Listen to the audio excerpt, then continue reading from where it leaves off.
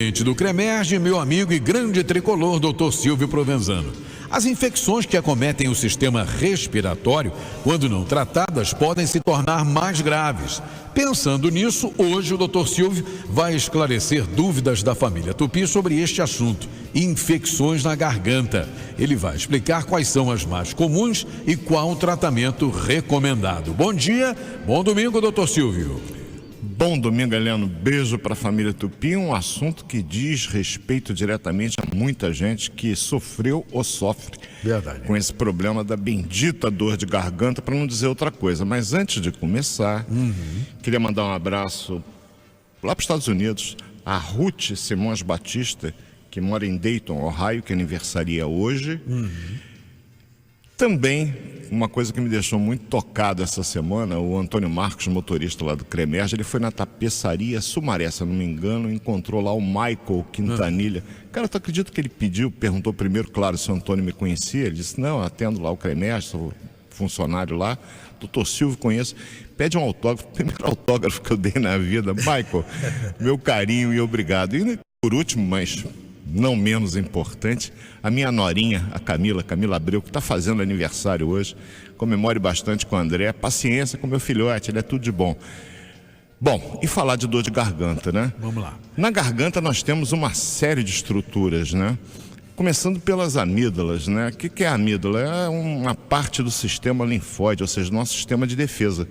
As amígdalas existem exatamente como a primeira barreira de contenção. É o volante do futebol, né? Fica na frente dos zagueiros para dar aquele primeiro ataque. Isso. É a amígdala. Às vezes, não, tem que tirar a amígdala. A gente, hoje em dia, a cirurgia de amígdala é reservada a alguns casos pontuais. Houve uma época, e nós vivemos essa geração, que você contava nos dedos os que sobreviviam com as suas amígdalas intactas, né? É verdade. Eu pertenço a esse grupo, felizmente. Porque é um órgão de defesa. E a nossa defesa, evidentemente, a gente tem que fortalecê-la e não retirá-la. E por que antigamente tinha tanta cirurgia para a retirada da amígdala? Por várias razões. Em primeiro lugar, que quando você tem uma inflamação da amígdala, e a principal causa são infecções de natureza viral. Mas existe também infecção bacteriana, em especial a causada pelo Streptococcus, sobre o qual, aliás, falamos semana passada aqui, quando falamos da erisipela. Mas essa bactéria, que está presente em todo lugar, ela pode entrar pela nossa boca também. Ela, no caso da erisipela, ela se aproveita de uma ferida, de uma ruptura da solução de continuidade da pele e penetra embaixo naquela parte do tecido celular subcutâneo, provocando erisipela, que eu não vou repetir. Mas pode entrar também pela boca e, dependendo, a amígdala combate e já inflama. Ela aumenta de tamanho e, eventualmente, com a destruição dessas bactérias, há a formação de pus. O problema do Streptococcus é que ele libera toxinas que podem atacar o sistema nervoso, em especial o coração, provocando lesões cardíacas, chamada valvulopatia reumática, da doença reumática causada pelo Streptococcus e que tem na amígdala sua porta de entrada no organismo. Então, evidentemente que num caso desse você trata adequadamente, da mesma forma que na erisipela o tratamento de escolha é com penicilina. Isso é feito, razão pela qual muita gente chegando nas UPAs de cara toma uma injeção de penicilina, ninguém merece, porque ela dói um pouco. Mas é o tratamento recomendado se existir a evidência durante o exame físico feito pelo médico de que aquela é uma infecção bacteriana. O que o médico vai ver? A amígdala aumentada de tamanho, muito avermelhada, presença de pontos esbranquiçados. Além desses pontos esbranquiçados, normalmente o indivíduo se queixa de mal-estar, dor de garganta, principalmente ao engolir. E ele pode, no exame físico, encontrar o aumento de gânglios no pescoço, né, chamadas linfonodomegalias cervicais. Olha que nome bonito. E dolorosas, porque aumenta de tamanho muito rapidamente aquele gânglio e ele fica com a sua cápsula, tem um revestimento externo gânglio. Ele aumentou de tamanho, aquela cápsula que reveste o gânglio linfático distende. Como tem nervo ali, ela dói. Então o indivíduo refere dor no pescoço, onde tem esses gânglios aumentados, e dor de garganta. Eu repito, até para engolir saliva. Então esse indivíduo tem febre, normalmente febre alta, acima de 38, às vezes acompanhada de calafrio, dor de cabeça, dor no corpo e dor para engolir. Esse quadro, evidentemente, que chama a atenção para a possibilidade de uma amigdalite que às vezes se estende para o faringe. Faringe é a estrutura que comunica a boca com o tubo digestivo. E eu tenho um quadro que deixa de ser amigdalite e passa a ser a faringoamigdalite. Faringite é outra inflamação que eu tenho na região da garganta. E eu tenho também a laringite. E como complicação delas, muitas vezes eu posso ter uma sinusite. Você vê como é que a coisa complica se a gente não procura, desculpem, atenção médica adequada. A sinusite está ligada também a esses problemas, né? O que é a sinusite, Heleno? Vamos parar para pensar um pouquinho.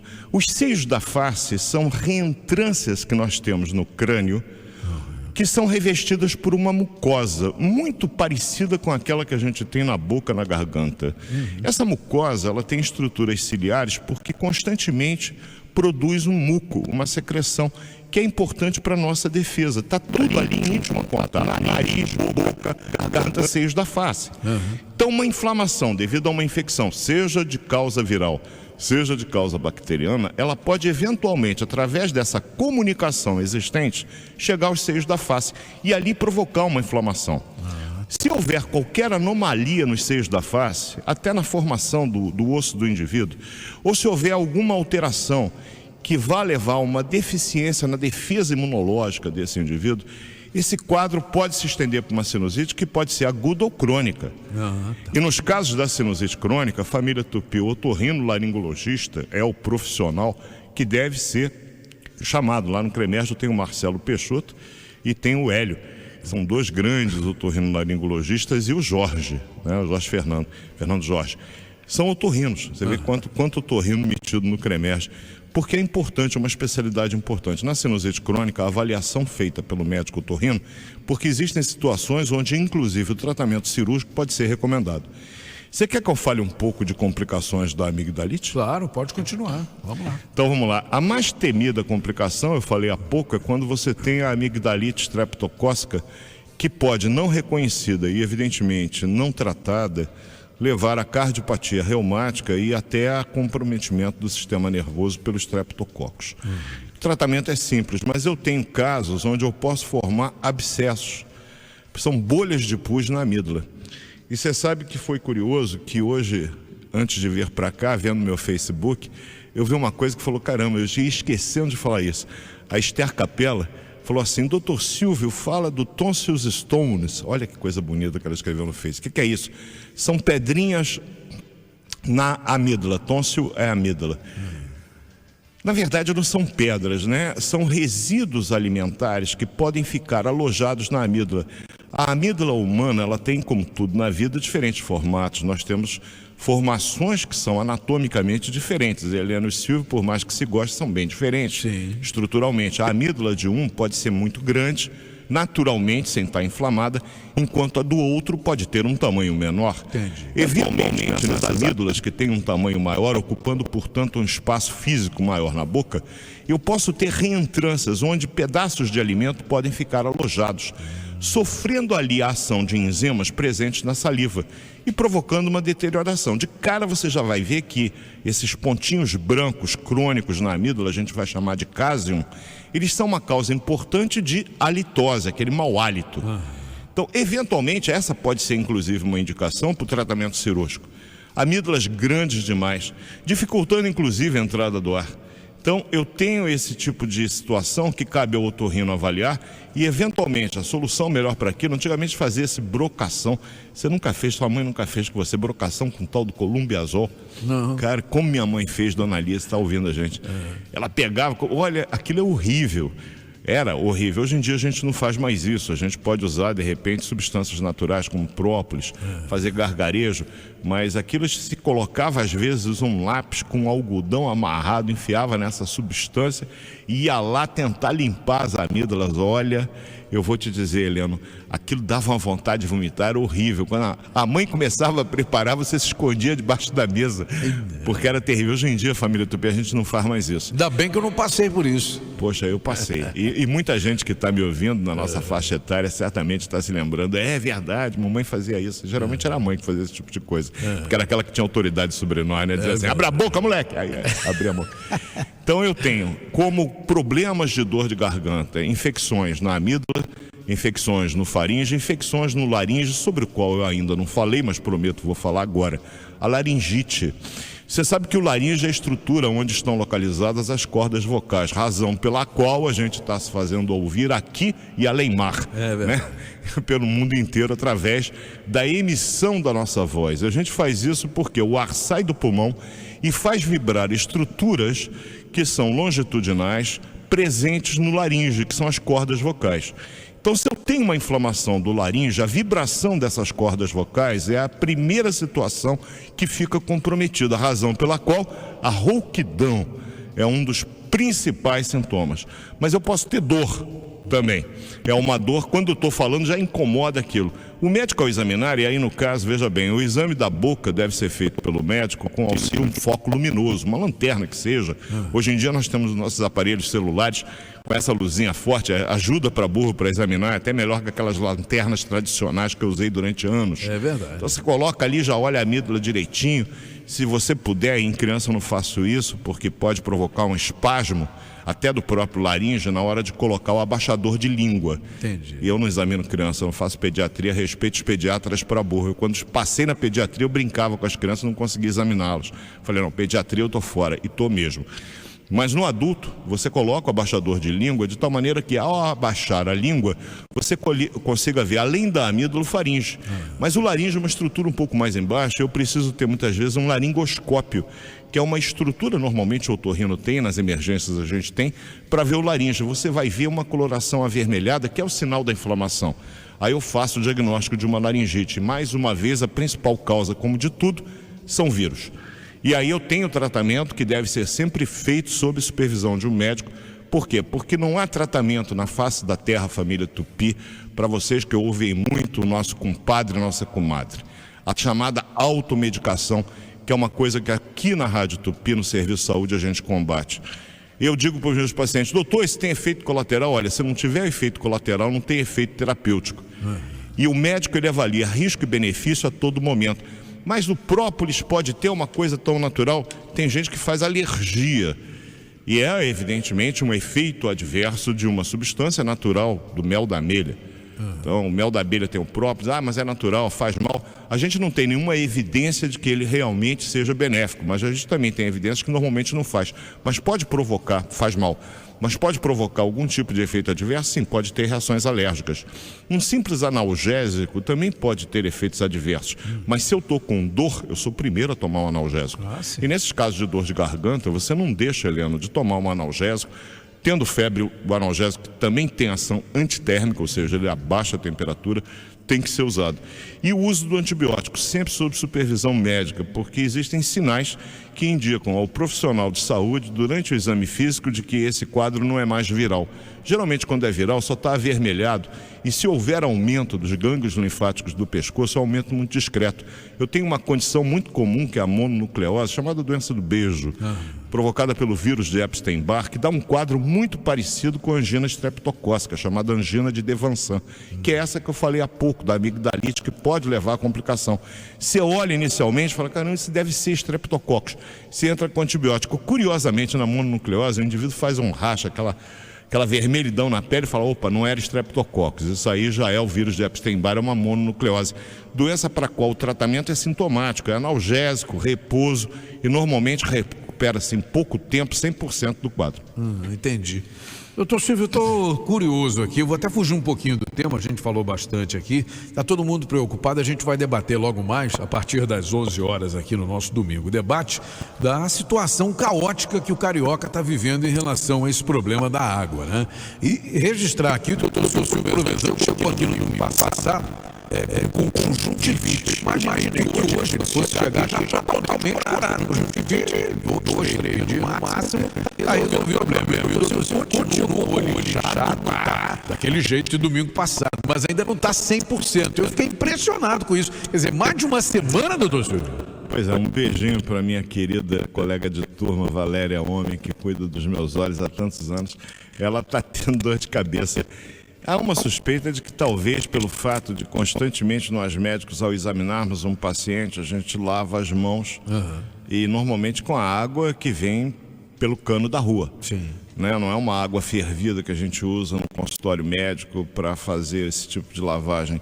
E eu tenho por hábito, porque eu tenho uma pele muito oleosa, quando eu lavo as mãos eu também passo a água nos olhos. Nos olhos que eu digo assim, no rosto. Entendi. E há suspeita de que alguma substância, talvez pela água, pudesse ter provocado uma reação alérgica, porque o Dr. Silvio tem alergia até à banana.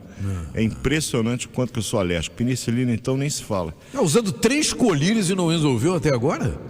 4. 4? A Valéria acrescentou mais um, mas houve uma melhora boa. A Valerinha deve estar ouvindo. Houve uma melhora boa, mas ainda estou com a visão meio embaçada.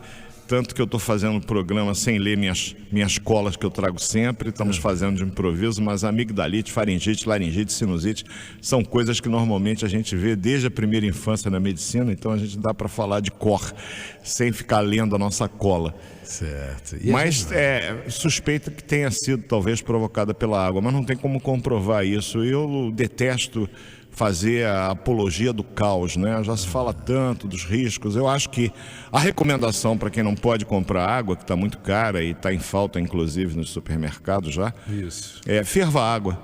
Ferva, fez aquela borbulha, primeiro filtra, se tiver filtro de barro, melhor ainda, com aquelas velas, né? Filtrou a água, ferveu, tá boa para o consumo. É a recomendação que eu tenho dado, de um modo geral, para as pessoas que me procuram. Deixa eu só falar rapidamente, porque é importante a questão da sinusite. Como diagnosticar uma sinusite? Isso é bom. Normalmente eu tenho os seguintes seios na face. Eu tenho o seio frontal, que fica em cima dos olhos. Eu tenho o seio maxilar, que na verdade corresponde às chamadas e conhecidas por maçãs do rosto. Eu tenho os seios etmoidais, que ficam ao lado do nariz, essa cavidade aqui do nariz. Eu tenho ali uns buraquinhos que são os seios etmoidais. E no cérebro eu tenho o seio esfenoidal. Qualquer inflamação de um seio da face, de qualquer um desses quadros, dá um quadro de sinusite.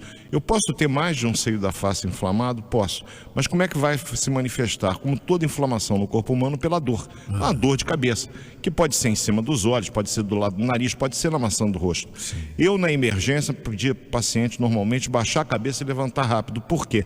Porque com o deslocamento devido à mudança postural, normalmente aquilo provocava um aumento da dor. Doeu mais a testa. Isso é um diagnóstico de sinusite. O médico pode, por exemplo, examinar apalpando os seios da face.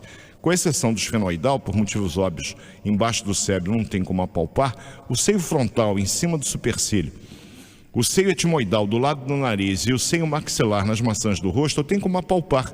E evidentemente que com o dedo polegar apalpando ali, o indivíduo sentiu dor, deve estar inflamado. Entendi. Eu faço o diagnóstico. Eu tenho exames de imagem que eu posso pedir para avaliar se realmente aquele quadro é um quadro agudo ou se já é um quadro crônico. E mais uma vez, minha homenagem aos otorrinolaringologistas, que são os médicos que devem examinar e ser avaliados esses pacientes. Então, quadro de sinusite também tem esse tipo de diagnóstico e história clínica. E eu tenho aqui aquele amigo nosso que nos acompanha sempre, Luiz Santoro, falando: não esquece de falar do gargarejo. Tá bom, Santoro, gargarejo na amigdalite é importante também. Ele, como grande locutor, professor de oratória, ele cuida das cordas vocais, só ele sabe como cuidar. E você, né, Helena?